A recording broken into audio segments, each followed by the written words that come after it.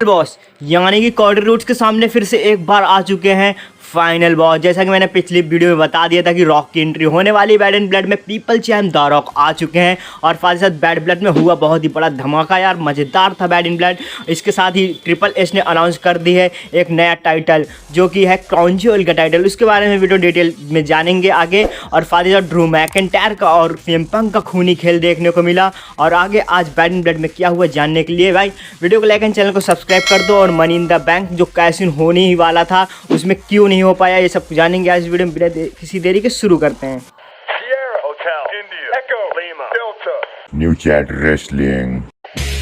तो देखो यार, सबसे पहले बात कर लेते हैं हम लोग। सबसे पहला मैच आज बैड इन ब्लड में देखने को मिला हमको, वो था सीएम पंक का मैच जो कि था हेल इन अ सेल मैच। हेल इन अ सेल मैच में जो मैच हुआ ड्रू मैकिंटायर के साथ, खूनी खेल जो उसमें हुआ, और इतना हमको आज ब्लड देखने को मिला आज इस मैच में। और किसी मैच के बराबरी का टक्कर का मैच ये नहीं था क्योंकि बहुत ही ज़्यादा डिफ़िकल्ट मैच था। और इस मैच की अगर बात करो, ड्रू मैकिंटायर भाई बहुत ही ज़्यादा आज गुस्से में दिख रहे थे सीएम पंक के सामने और वो पूरी तरह से सीएम पंक को मार देना चाहते थे। और ऐसे में बहुत सारी चीज़ों का इस्तेमाल हुआ इस मैच में। अगर हम लोग बात करें, यहाँ पर स्टील चेयर का इस्तेमाल हुआ, टेबल लैडर का इस्तेमाल हुआ और बहुत ही सारी कीलियों का भी इस्तेमाल हुआ और पूरा खून से लथपथ हो चुके थे दोनों रेसलर। और इस मैच की अगर बात करें, सीएम पंक ने भाई बहुत ही अच्छी तरह से उनकी क्लेमोर किक को नहीं अपने ऊपर आने दिया और इस मैच को जीत लिया सीएम पंक ने। और सीएम पंक जीतते जीतते बहुत ही ज़्यादा सीरियस हो चुके थे और उनको हॉस्पिटलाइज भी करना पड़ा था इस मैच के लिए। इस मैच के बाद और इसके बाद ही नेक्स्ट मैच जो हुआ वुमेन्स डिवीज़न का सबसे बड़ा मैच कह सकते हैं हम लोग, बेली वर्सेस नाया जैक्स। भारी भरकम सुपरस्टार का मैच था बेली से और ये मैच टाइटल मैच था। और इस मैच की बात करें, इसमें भाई बहुत सरप्राइजेस मिलने वाले थे। जैसा कि अनाउंसर ने अनाउंस कर दिया था कि नाया जैक्स का मैच होने वाला है टाइटल मैच बेली के अगेंस्ट। और इसके साथ ही ये मैच जब चालू हुआ तो एक तरफा ही बेली पीछे थी और नाया जैक्स हावी पड़ रही थी। जैसा कि सभी लोग जानते थे, नाया जैक्स इस मैच में पूरी दावेदारी पेश कर रही थी जीतने की और बेली यहाँ पर कोई भी टक्कर नहीं दे रही थी नाया जैक्स को। और साथ ही साथ में इसमें सबसे बड़ा बवाल तब हुआ जब नाया जैक्स सीधा अपने एक मूव के चक्कर में कूद पड़ी सीधा रेफरी के ऊपर और रेफरी हो चुकी थी पूरी तरह से घायल। और इसके साथ ही वहाँ पर एंटर हुई टिफनी स्टैटन। टिफनी स्टैटन अपना मनी इन द बैंक लेकर के पहुँच चुकी थी कैश इन करने जब नाया जैक्स थी सीरियस। और इसके साथ ही जैसे ही वो आई पर उन्होंने देखा कि रिंग में भाई बेली भी है तो बेली के ऊपर अटैक किया मनी इन द बैंक से और बेली भी नीचे जा चुकी थी रिंग के। अब रिंग में थे टिफनी स्टैटन और नाया जैक्स और साथ में एक रेफरी जो कि पूरी तरह से बेहोश थी। और उनको उठाने के चक्कर में कहा तो भाई उठो तुम ठीक हो। और इसमें साथ ही उन्होंने अपना मनी इन द बैंक भी उनके हाथों में थमा दिया था और कहा था मैं कैश इन करने जा रहे हूँ money in the bank Nia Jax के ऊपर। और तभी पीछे से देखने को मिलता है कि नाया जैक्स जो अंडरटेकर वाली स्टाइल में उठ करके बैठ जाती हैं, उसको देखकर पूरी तरह से चौंक कर सरप्राइजिंग हो जाती हैं टिफनी स्टैटन और अपना money in the bank referee के हाथों से छीन लेती हैं और कहती हैं मैं ऐसा कुछ करने नहीं वाली थी, बस ऐसे ही मजाक में कर रही थी। और ऐसे में नाया जैक्स भी उनको ऊपर गुस्सा हो जाती हैं, पीछे से एंटर होती है, फिर बेली मारती हैं नाया जैक्स के सिर पे और फिर नाया जैक्स भी पूरी तरह से पागल हो जाते हैं और बेली के ऊपर टूट पड़ती हैं। और बेली और नाया जैक्स की ऊपर जो कूदी थी उसके वजह से उनको पिन भी कर दिया गया था और बेली ये मैच पूरी तरह से हार गई थी। और साथ ही साथ फिर बेली का पूरा गुस्सा जो निकला वो निकला टिफनी स्टैटन के ऊपर।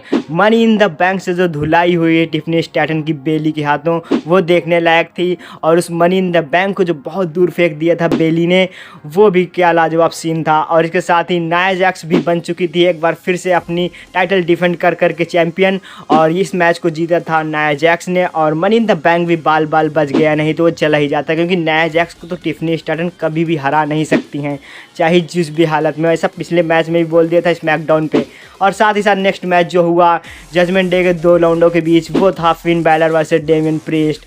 और इसमें हुई बहुत ही बड़ी लड़ाई क्योंकि डेमियन प्रीस्ट चाहते थे कि फिन बैलर को पूरी तरह से नीचे गिरा दें और ऐसा ही कुछ हुआ। Damien priest versus Finn Balor की ये फाइट ज़्यादा बेहतर तो साबित नहीं हुई जैसा कि हम लोग उम्मीद कर रहे थे इस मैच में हो सकता है जजमेंट डे के एंटर हुआ तो, पर उतना ज़्यादा कुछ खास ही मैच था नहीं।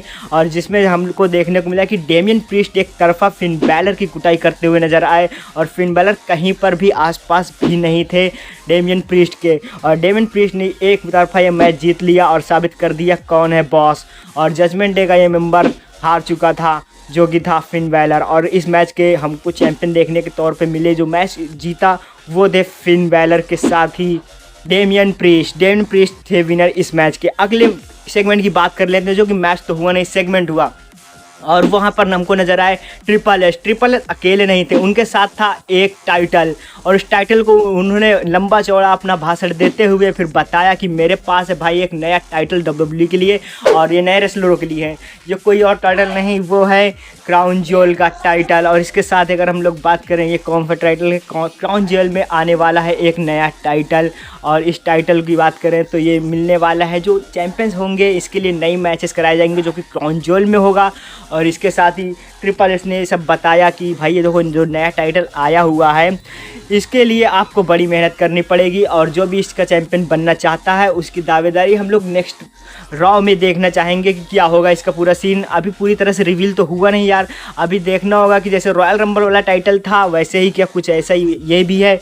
और ऐसा कुछ बताया तो था नहीं ट्रिपल एच ने। और ये जो नया टाइटल है इसमें भाई 50 कैरेट डायमंड्स के लगे हुए हैं, और बहुत ही बेहतरीन टाइटल है ये। आप लोगों को कैसा लगे टाइटल और किस काम में आने वाला है ज़रूर बताना कमेंट करके। और साथ ही साथ हम लोग बढ़ते हैं आगे, और क्या क्या हुआ आज के बैड इन ब्लड में। और बैड इन ब्लड की बात करें तो वहाँ पर हमको ट्रिपल एच एक बार फिर से टाइटल जब अनाउंस कर रहा है तो उसके बाद हमको टाइटल अनाउंसर के बाद ही एक नए रेसलर की एंट्री देखने को मिली, जो बहुत ज़्यादा सरप्राइजिंगली थी। इस टाइटल की बात करें तो ये क्राउन ज्वेल का नया टाइटल आ चुका है, जिसमें लगे हुए हैं भाई 50 कैरेट के हीरे। और इसके साथ अगर बात करें, जो ट्रिपल एच ने अनाउंस करते करते उनको इंटरनेशनल को रोका गया, और वहाँ पर आए गुंथर ने आते ही मचा दिया था बवाल। और कहा था, जब उनको पता चला कि गोल्डबर्ग बैठे हुए हैं वहाँ पर, और गोल्डबर्ग के साथ उनके लौंडे भी बैठे हुए हैं, तो फिर ऐसे उन्होंने कहा भाई देखो तू मेरा फेवरेट कुछ नहीं है, मैंने ऐसे ही बोल दिया था जब से मैंने जाना कि तेरे पास कुछ है नहीं, ऐसा ही तू एक बेकार सा आदमी है। और ऐसे में फिर आ गया गोल्डबर्ग को गुस्सा, वो चढ़ गया भाई, जैसे देखने को मिलता था अमूमन हमको गोल्डबर्ग के मैचेस में सेगमेंट में देखने को मिल जाता था भाई, जितने सिक्योरिटी वाले वो आ ही जाते हैं इनके सामने। वैसे ही हुआ, कुछ सिक्योरिटी वाले आ गए गोल्डबर्ग के सामने, उनको रोकना चाहते थे। और वहाँ पर भाई वो ऊपर से कह रहा था आजा भाई ऊपर आ जा, तू कुछ को लड़ना है तो ऊपर ही आ ले। और नहीं आ रहे थे, इसमें बहुत सारे सिक्योरिटी वाले 10-15 लोग आ चुके थे गोल्डबर्ग को रोकने के लिए। और ट्रिपल एच भी भाई खड़े होकर चुपचाप देख रहे थे, कह रहा है ये सब पता नहीं क्या बोल रहा है गुंथर। और ऐसे में जो नेक्स्ट सेगमेंट हमको देखने को मिला ये बहुत तगड़ा था। और इसके साथ ही गुंथर और गोल्डबर्ग के बीच में नई राइवलरी छिड़ चुकी है। अब हमको ये नेक्स्ट रॉ में देखने को मिल सकता है कि आगे इसकी स्टोरी लाइन कहाँ तक जाने वाली है। और भाई गोल्डबर्ग का तो रिटर्न्स हो चुका है, वो बैठे थे चुपचाप क्राउड में, आकर छेड़ा है गुंथर ने, तो गुंथर को तो झेलना ही पड़ेगा गोल्डबर्ग को। और वहीं पीछे से सैमी जेन भी अटैक कर देते हैं गुंथर के ऊपर। और ये कुछ ऐसा सेगमेंट रहा है गोल्डबर्ग वाला जो कि हमको आज बैड इन ब्लड में देखने को मिला। और इसके साथ ही चलो बात कर लेते हैं नेक्स्ट मैच की, जो बवाल मैच था वो था Liv Morgan versus Rhea Ripley steel cage match. और इसकी बात करें, पहले एंटर होती हैं लिव मॉर्गन कार में, साथ में थे डोमिनिक, और डोमिनिक लिव आ जाते हैं। फिर डोमिनिक लिव के बाद रिया रिप्ली भी आ जाती हैं रिंग में। फिर एंट्री होती है स्टील केज की। जैसे कि हम लोगों को लग रहा था भाई रिंग के ऊपर ही हो सकता है, पर वो रिंग के साइड में उस स्टील केज को टांग दिया गया था। और उस स्टील केज में थे डोमिनिक मिस्टेरियो को बंद कर दिया गया था। डोमिनिक मिस्टेरियो ने बताया था भाई मुझको हाइट से डर लगता है, और वही किया रिया रिप्ली ने, उनको बहुत ज़्यादा ऊंचाई पे टांग दिया था और उसमें बांध दी थी एक जंजीर, जिससे वो नीचे नहीं उतर सकते थे। और फिर फाइट चालू हुई जो कि थी लिव मॉर्गन और रिया रिप्ली के बीच में। ये फाइट ज़्यादा देर तक चली, बहुत लंबी चली, क्योंकि ये मैच बहुत ही ज़्यादा बेहतर हुआ। और लिव मॉर्गन और यहाँ पर रिया रिप्ली के बीच में कड़ी टक्कर चल ही रही थी। वहाँ पर पीछे भाई डोमिनिक मिस्टेरियो खोलने की कोशिश कर रहे थे उस स्टील केज को, और अमूमन एक तरफ से वो खोल ही चुके थे। और खोल के जैसे उसका दरवाज़ा वो नीचे कूदना चाहते थे, और जैसे ही वो नीचे कूदे वो लटक गए भाई, क्योंकि बंधी थी पैरों में जंजीर। और उसने देखा नहीं, नीचे कूदा, सीधे लटक गया उल्टा। और फिर वहाँ पर डेमियन प्रीस्ट से जैसे कि वो टेम्बो स्टिक देखी गई थी हम लोगों को, वहीं रिया रिप्ली ने भी किया और बहुत मारा डेमियन प्रीस्ट को के साथ डोमिनिक मिस्टेरियो को। और वहाँ पर आ गई राकेल रॉड्रिगेज, और राकेल रॉड्रिगेज ने रिया रिप्ली को उठा करके 2 बार पावर बम दिए और लिव मॉर्गन को बना दिया चैंपियन, क्योंकि ये मैच हो गया था डिस्क्वालीफाई। और बनी है आपकी अभी भी लिव मॉर्गन चैंपियन। फिर नेक्स्ट मैच की बात कर लेते हैं, जो बैड इन ब्लड का मेन इवेंट भी था, जो कर रही थी bloodline versus Roman Cody का ये tag team match. Cody Rhodes आ चुके थे नया मुखौटा लगा करके, और इसके साथ उनकी एंट्रेंस बहुत ही खास थी, बहुत ही ज़्यादा शानदार एंट्रेंस करके आए थे कॉडी रूट्स। और इसके बाद आ चुके थे ओरिजिनल ट्राइबल चीफ यानी कि रोमन रेंस। रिंग में सोलो सिकोवा का सामना करने पहले रोमन और सोलो आमने सामने हुए। रोमन भाई सोलो को इतना मारा कुटाई की कायदे से। फिर जैकब फाटू और कॉडी रूट्स का मैच जो आपस में टैक्टिक हो रहा था, फिर जैकब फाटू और कॉडी रूट्स का मैच हुआ, और इसमें कॉडी बहुत ही हद तक जैकब फाटू के ऊपर भारी भी पड़े। फिर टैग दिए जा रहे थे, मैच हुए जा रहा था, आगे बढ़ता ही जा रहा था। फिर अचानक हमको पीछे से देखने को मिलता है कि टामा लोंगा आ जाते हैं, और टोंगा की तरफ आकर के इनको रोमन रेंस और कॉडी रूट्स के मैच में इंटरप्ट करने लगते हैं। और तभी हमको बैक स्टेज देखने को मिलता है कि अरीना से निकल करके आ रहा है एक सुपरस्टार। अब वो अपने चेहरे पर लगाए हुआ होता है मास्क, और वो और कोई नहीं, वो होते हैं जिम्मी ऊसो। जिम्मी ऊसो ने लगा दी थी टामा लोंगा और टोंगा ब्रदर्स को किक। सुपर किक के बाद वो दोनों ढेर हो चुके थे। वहीं पीछे से रोमन रेंस भी एक स्पेयर लगा देते हैं सोलो सिकोवा को और पिन कर देते हैं, और मैच यहीं पर ख़त्म हो जाता है।